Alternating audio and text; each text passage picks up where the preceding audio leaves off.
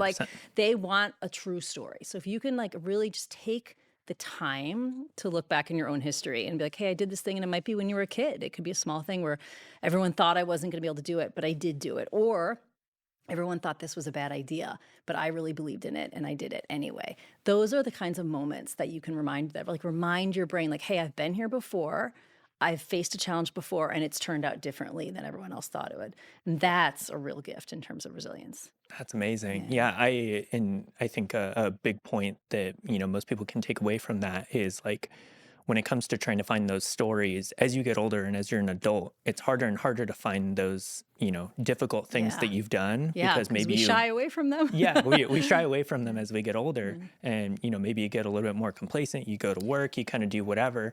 But if you think back, as far as you can to when you're a kid, Yeah. it's going to be a lot easier to find Yeah. those little hard things that you I did. agree. I agree. I think about, kind of for me and my like personal experience when I was 11 years old. Hmm. This is like the most random thing, but my dad came home and was like, "Hey, do you want to do a triathlon?" And I was like, had no clue what it I'm was. panicking right Yeah. now. Yeah. I will say it was just like the sprint version. So it Yeah. wasn't, the whole Right. big one.